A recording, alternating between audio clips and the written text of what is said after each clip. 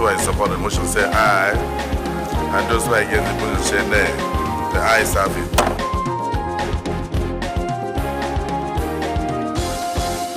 Hello and welcome to the program. I am Dennis Adigunloye. On this episode of the program, we shall focus on one of the core mandates of the legislature, that being the oversight function, where lawmakers engage ministries, departments and agencies on their operations, challenges and utilization of funds appropriated. Now, the long-awaited national census was the main focus of interactions between the Senate Committee on National Identity and Population Commission and the National Population Commission NPC. This was during the committee's oversight to the NPC headquarters to assess its performance of the 2023-2024 budget. It is important for the Commission to realize the faces facing you are some of the faces we have, the very best, even within the Senate chamber. And therefore, their presence has given me hope and indicates their positive expectation of what Nigeria will do for the Commission going forward. Section 80 of the Constitution, Section 81 of the Constitution, Section 88 and 89, and of course, the very bigger one, Section 60 of the Constitution. And of course, the Fiscal Responsibility Act of 2005, Section 34, 37, 38. And of course, the Senate Standing Rules, which will drive our mandates. The National Assembly, as it were, has a very broad-based powers in oversighting the activities of NDS and other governmental institutions. As far as we are concerned, the Constitution has not given us any limit as to what powers we have. We have a very broadening powers in making sure that government activities and of course even private activities are followed to the letter. Mr. Chairman, this is the first time we are undertaking this visit, but apart from the retreat we had in Port Harcourt, this is about the biggest day that we have as a committee. I'm also positive this is about the biggest day you have as a commission. First,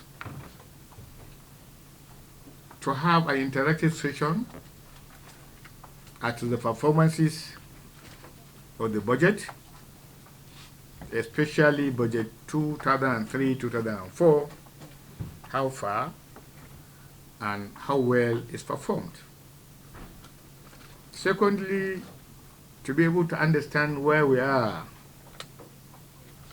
with the anticipated 2025 national census, which is key to the formation of this commission. It is almost over 12 years or so that this country had a national census. 18 years. 18 years. We thought that is not good enough. We thought that the Committee on Population should be the catalyst in asking the federal government to look at the objectives of forming these commissions. If we're not going to have census after 18 years, what then is the need of the commission? Distinguished senators will recall, between 2019 to 2023, the government had made purchases, including perishable items that have time lags that will expire. And we thought the government would take opportunity of culminating those products that we have in our domain and bringing out some of the logistics in order for us to carry out this very, very important assignment. No wonder no Nigerian will tell you how many we are. In this 21st century, it is embarrassing for people to speculate how many we are. If we don't know how many we are, how do we plan for today? How do we plan for tomorrow? So imperative for the Senate committee to listen to the chairman and the commission, where we are, what are his challenges, and then we'll go back to the National Assembly as a committee to brainstorm how to go about it. The budget will soon be before the National Assembly. Now, even after the budget, we would like to see what government has proposed in view of the census issue. Otherwise, this committee will actually pay a visit to Mr. President in making sure that the needful is done. We don't know the full story. We don't know the full facts. And that's why we're here. Mr. Chairman, my colleagues, the single senators, secretariat of our committee members of the Nigerian press, the distinguished commissioners and management of the National Population Commission. Let me thank you very much for finding time. At the end of the proceedings, the deputy chairman will rightly give a vote of thanks. Thank you very much.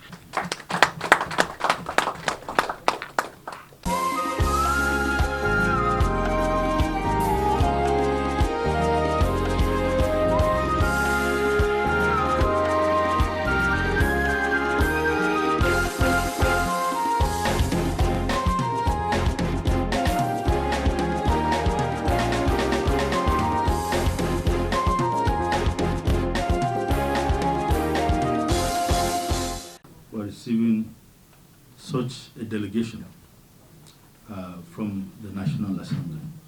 A delegation of senators of many tenures, former governors, and so on and so forth.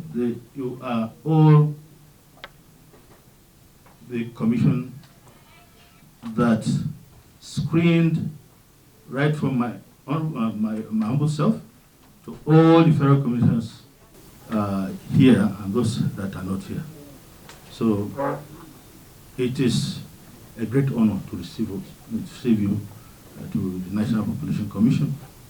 I welcome you and thank you for taking your time to come and exchange ideas and also do your constitutional mandate. That's the oversight function. The National Population Commission, as you rightly said, is actually a creation of the Constitution too. And you also made specific laws about the Commission, its composition, its functions, and so on and so forth. So I chair a commission with 37 members, 36 from the 36 states of the Federation and the FCT. And I thank you for screening these members and for Mr. President appointing them to this commission. They are also men of timber and caliber. And together, we put our heads together to formulate policies for the running and operation of the commission. Yes, we have over 15 departments in the commission. We have state offices in the 36 states and the FCT. We have offices in the 774 local government and beyond. We have some offices in the wards, electoral wards. The mandate of the commission is actually to generate, analyze, and disseminate socio-economic and demographic data for the purpose of planning for the development of the country, and to also track the progress of the implementation of the plan.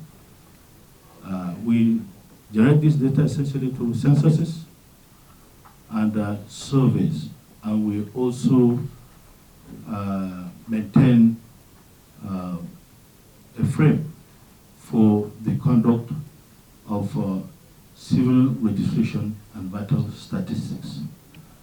That is right from birth, death, migration, marriages, divorces, and so on and so forth. So we have been conducting and implementing this mandate fairly well, depending on the funds available to us. I want to start, if you permit, with the review of our performance of the let me just start with the census. By the recommendation from the United Nations, the census is to be conducted decennially. That is after every 10 years. So after conducting the census in 2006, it's expected that the next census cycle will be conducted in 2016. But that was actually hindered by transition from the government of President Goodluck Jonathan to that of President Buhari. So I like to believe that if Goodluck Jonathan had won, probably would have conducted census around that time, because he wanted to finish the election before conducting the census. So, as God will have it, it was President Buhari that came into office, and he needed to really settle down before delving into the conduct of census. So we started the preparation for the conduct of the census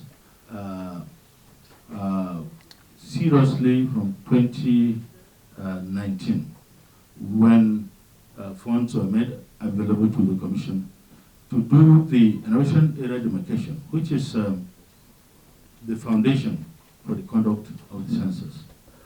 And because a decision has been taken based on recommendation of the African Union that the 2020 rounds of censuses should be digitized. So the demarcation exercise also was digitized. So we did that up to 2022, and the frame was established.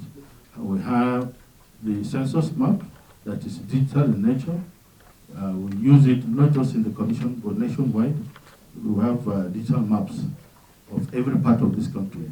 No soil of this country was not touched by the Commission, except a few pockets of areas where security really stopped us from going there.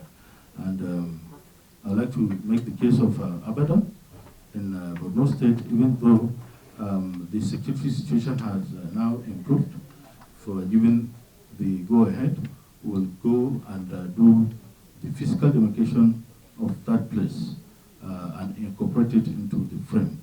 But as of now, what we use is the hybrid technology, using the satellite imageries and GIS methodology to be able to demarcate the Abadan local governments or pockets of areas.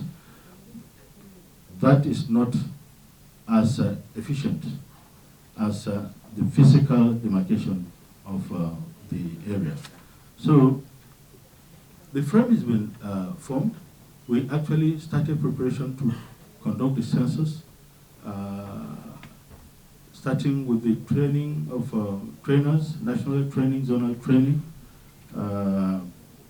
having procured the necessary materials for the conduct of census, including the PDAs, personal digital assistants, and the cards, storage cards, the routers, and also even data from all the mobile telecommunications in the country for us to be able to conduct a digital census. So we did the training from, like I said, training of trainers, national training, zonal training, state training. It was dovetailing to local government training where we just go into the field and do the census when we were asked to stop because of the transition. So we stopped, and when the incoming administration came on board, we saw the president twice, and he assured us he was interested in conducting the census. But so far, census, it's slightly complex. We must have the nod of number one person in the country, just to give the go-ahead that yes, census will be conducted before we can conduct it, no matter the level of our preparation. And up to now, we've not been given the nod to conduct the census. And the equipment that we bought about 2 years ago, some of them have started to deteriorate, and to also, due to obsolescence, some of them, if you even put to charge, they will not charge. So already, they're all stored in the central bank offices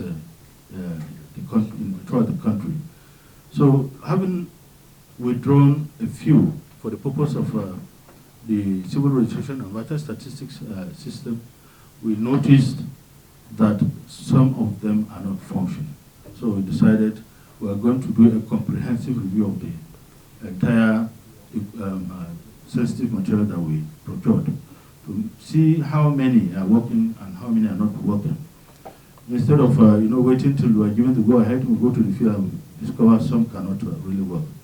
So in no distant future, I think in the next 3 weeks to 1 month, we should be able to come up with the assessment of how many PDAs are working, how many are not working, and whether we're going to replace those that are working and are not working, or see how we can really revive them. But it looks like they're packaged that if the battery is gone, you cannot open and replace it. It's not replaceable.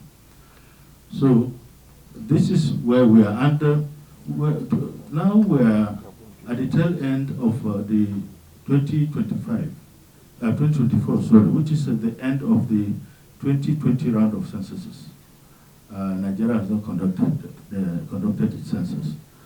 And there was a review by all African countries that have conducted the census, and even those that have not conducted. They had a review in South Africa where they had to go through experiences of every country that have done the census or those that were preparing for the census. And because of the level of performance of the civil registration and vital statistics that will promote national identity, it's very low in the African continent. It was decided that 2030 round of censuses should be biometric, that can capture data in such a way that it can facilitate the quick,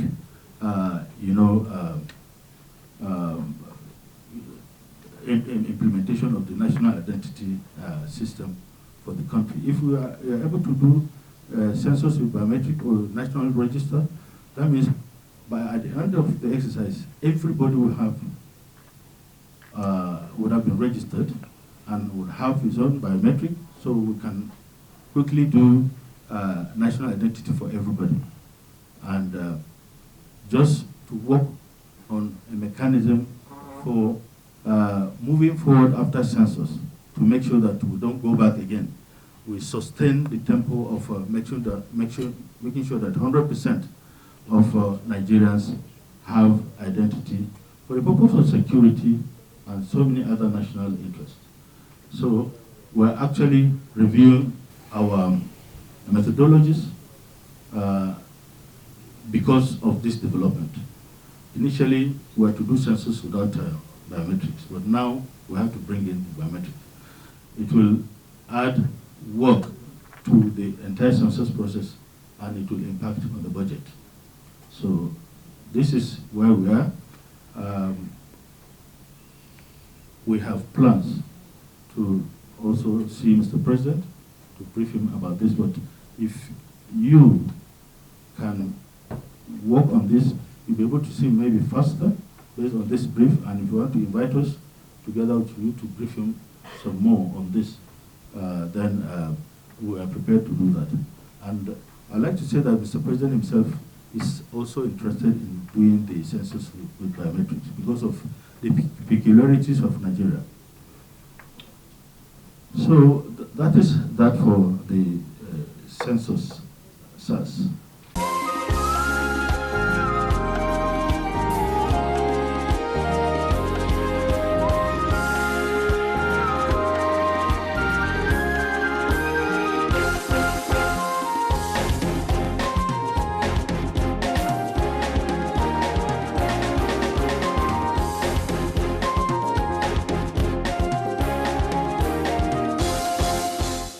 Almost several billions of naira have been wasted because these equipments purchased were actually time bound, and a lot of them have expired. And that's why it is important from the money expended during Buhari to acquaint ourselves and to Nigerians how many and how much are those equipment that are still going to be useful during the census. And we promise, the Commission promised that by next week or so, they are going to give us an updated data about what is possible and what is the remaining issues. In 2023, if we had done the census by this year, we probably would have reduced a lot of government spending, because all that they were presenting was about logistics, payments of ad hoc staff, and some security issues. But now, down the line, down the this thing, it's going to be problematic. Secondly, also very, very sad that a whole commission of this nature with 36 states across the country and Abuja and federal capital, their budget of capital is less than $1 billion, and none of it is released. The personnel is about 10 billion, and so far, so good on that aspect, because it has to do with salaries and staff allowances. So we feel the commission deserves interest from Nigerians, from the president. I was at the villa around September last year, and the president mentioned that he's interested in conducting the census, and hopefully we'll follow it off. The Senate committee has resolved to also do a courtesy call on Mr. President after they are getting the required data from the commission, and try to persuade the president to look at the positive side of census, having seen that most African countries have rendered their census as at when due. This is 18 years down the line, and nobody is saying anything, and probably because of some issues that has to do with the forms or the questions being asked of ethnicity, of religion, of region. And once we get about that, we don't need to put ethnicity, we don't put, we need to put religion, we don't put the region. All we want to is how many are Nigerians. The way it is done all over the world is a prerequisite to improve security. Because once you are able to account for every single individual, where they live, what they do, then it's not difficult any longer. And you know, this day and age, a lot of technology is built into what we are doing. And part of why this is very important is what we have said. Security cannot be fought with the old ways any longer. It has to be via technology.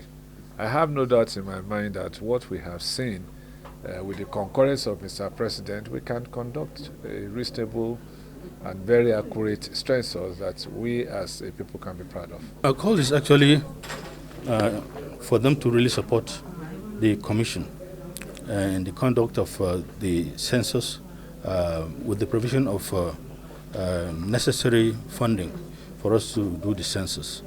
And our discussion has been quite good, and they're assuring that they're giving us the support so that we can do the census hopefully next year, because it's been long since the last census was conducted.